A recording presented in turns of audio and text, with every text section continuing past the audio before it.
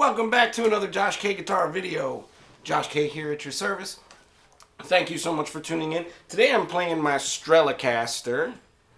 Just recently changed the neck, so now this guitar is officially, I think this is as Frankensteined out as you can get of a guitar with the custom pickups and the MIDI pickups so that I can show you which notes I'm playing today.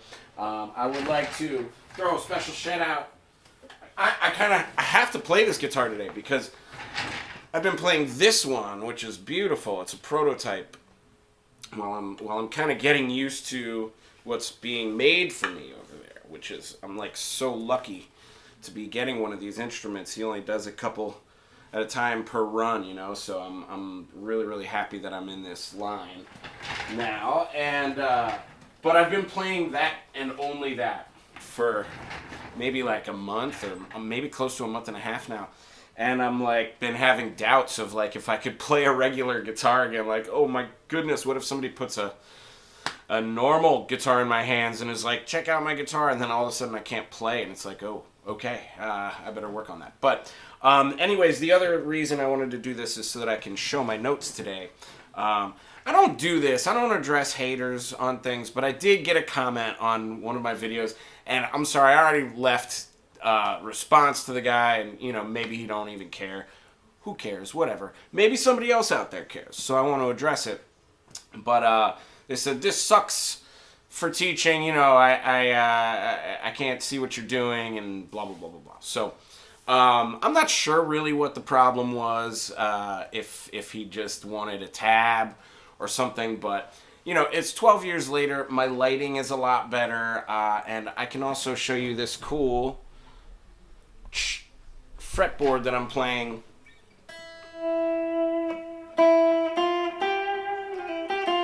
So you can really like see my notes in real time now. I think that might be more helpful for folks like this person who stumbled upon that 12-year-old video. So I apologize if some of the stuff sucks. As a YouTuber, I find myself to be like a YouTube student. I'm still learning what works and what doesn't work. So I'd like to thank you guys for bearing with me. And while I'm throwing thank yous out there, I'd also just like to thank all of the new subscribers that I've seen coming in. It's been like 30 or something, that's huge for me as a little channel. I used to get really excited when I saw one new subscriber, so like 30 is crazy. So thank you guys for tuning in, and I'm glad that you're here. Welcome to the Music Maker thing. And we're gonna today do a little bit of a lesson on Pokemon, because I have a student who was learning it, and now the song is in my head. It's a huge earworm for me. So anyways, let's go through it. I'm just going to show you the chords that I laid down in the track. It's pretty simple bar chords. For those of you who have done some of the stuff on this channel already, you might find this a little bit easy. Whatever, it is what it is. But I'm going to go ahead and show you that harmony stuff, the things that are here. And then I'm going to also go ahead and show you that melody. I'm just going to kind of play through it nice and slow. But that's it. We're starting out. It's a G minor chord, so I'm doing that first finger. Let's go ahead and turn, I have some effects on. And I always say practice with no reverb, no effects. You want to hear just you. Anyways, that's our first chord shape. We're starting on G minor, so it's 3rd fret, 5th, 5th, 3rd, 3rd, 3rd. I'm playing like all of this with this first finger bar. That's all one finger. Then 3rd finger, pinky. Now to make this major minor, I just did a short about this, whatever. But major minor is just add your middle finger on the 3rd string. So that's major, that's minor. Right? We're going to need both of those for this video. So, there you go. We're starting with G minor, though. Then we're going down to F major. I do a little bit of a palm mute.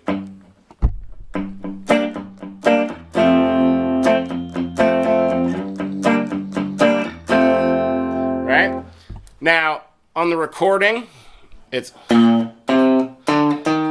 That's the bass line. It's... 6th fret on the E, 3rd, 5, 6, right? And then we're going to kind of a similar thing. Also a bar chord. So if you take that, actually, if you take the major one that we just did here, then we move it down, everything down 1 string. And we get that, it's a minor chord. This is major, this is minor. That's why guitar's a little funky, is just getting used to that, like, change on the 2nd string. But so there's my C minor. If I want to make that minor, I need to take, or sorry, if I want to make that major, I need to take this note and raise it there. So actually on these ones, people say to bar your 1st finger, but I find it's more effective bar your 3rd finger. This note, some people may, like, you know, get picky about wanting to have that note. If you want to, you can bar your finger and try and work it out like that, whatever. But I find that this note and this note, they're the same note. So you don't really need them both if you're just kind of passing through the chords. So I play it like that. I haven't had anybody have a problem in any band that I play in for that chord. So anyways, we're starting with that bass line. E flat, major shape, right? Then down, 6th fret, same fret, but major chord, right? Then I do this one actually, so this is not what is on the recording, but this is what I do because I just like the way it sounds as a solo guitar player. So, hey, whatever. Be an artist, right? Okay, I do A minor 7 flat 5. It's a 2 chord. So that's 2nd finger. Then I skip the A string. D on the 5th fret. Pinky on the 5th fret. So I'm skipping my 1st finger so I can bring it down here to the 4th fret. Then D7. Kind of like if you know your cowboy chords, like a C chord. Then add your pinky. Then just move that up. 1 fret, 2 frets. So that's 5th fret with my with my ring finger. 2nd finger on the D string. Pinky on the G. And 1st finger there. So 5, 4, 5, 3. And I like that a lot too because on the chorus you can add that melody on top.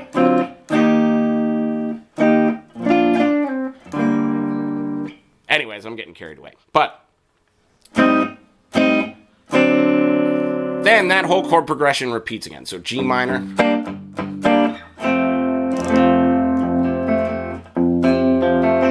Right?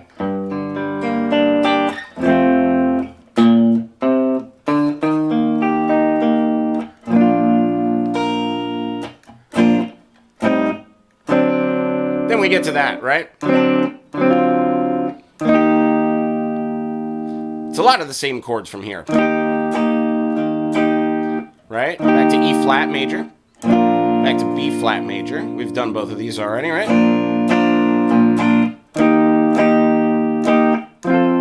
Then up to F major. Now we had this chord already and we played it down here, but I think it sounds on the chorus a little better on a high voicing. Then we're back. Then those 2 jazzy chords. Right? Then. So that, what I'm doing, I'm changing my fingering. So I'm keeping these notes the same, but I'm using different fingers. So now it's like, instead of 3, 2, 4, 1, ring finger, middle finger, pinky, pointer. I'm doing 2nd finger, so 2, middle finger, pointer finger, ring finger, pinky. A Jimi Hendrix chord, they call that. Sharp 9. Then back to E flat major 7. So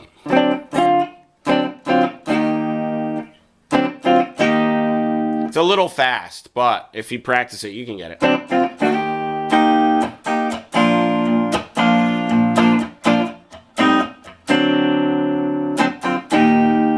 Right? Then the same thing again. High F. Right? Then. Pokemon,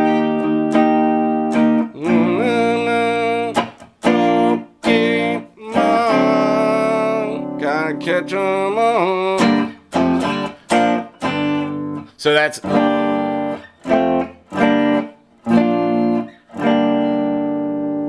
G, F, G, B flat, G.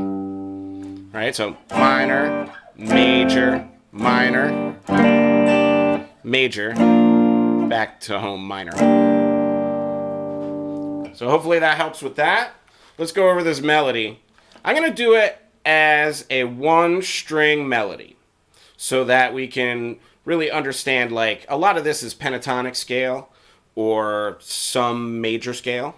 B flat major, G minor, pentatonic. Yeah? But I think that a lot of the things, like, people know how to do this. But a lot of people need to learn a little more how to do it. Right? So we need to...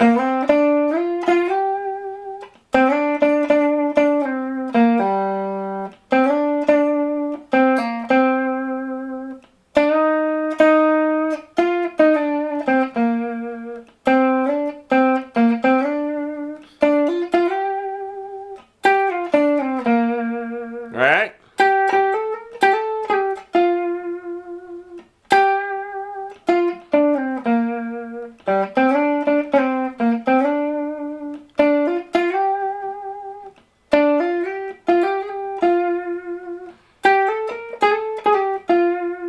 Right?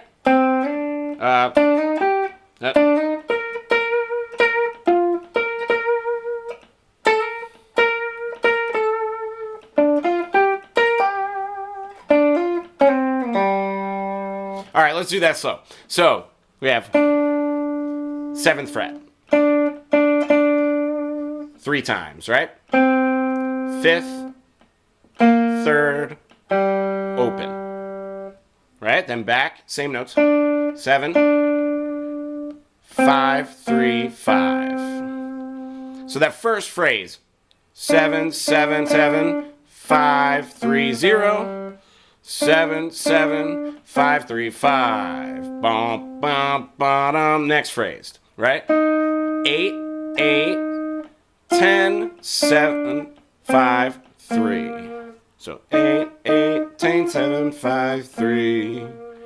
Right? Then back to those same notes. 7, 7, 5, 3, 7. That part repeats a few times. They call that a motif when you have the same part happening a few times and it repeats. Yeah? The same thing as gotta catch 'em all. That's also a motif, right? Yeah? Yeah? Phrasing? Yes? Just like blues? Okay, cool. Anyways, so far. Sorry, wrong note.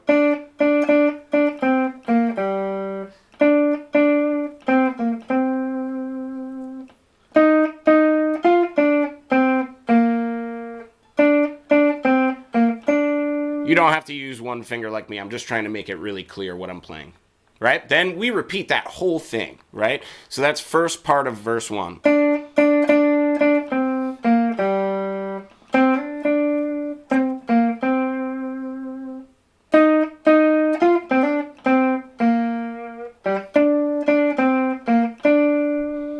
Then we get the high part.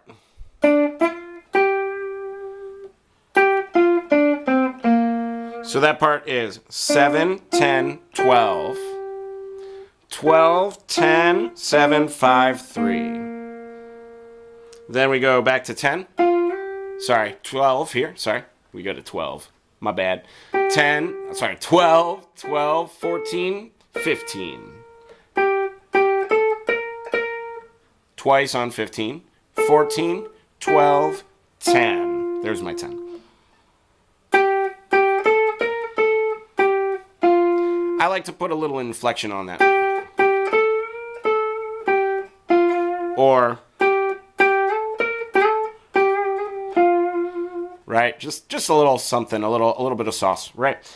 Then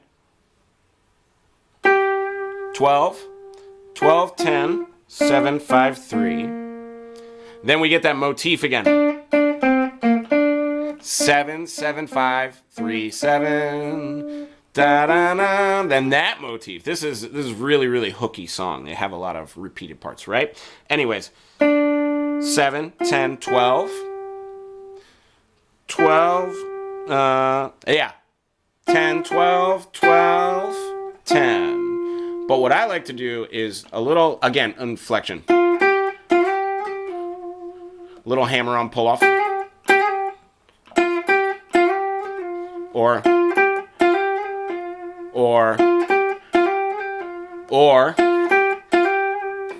something to wiggle that 12 note, right?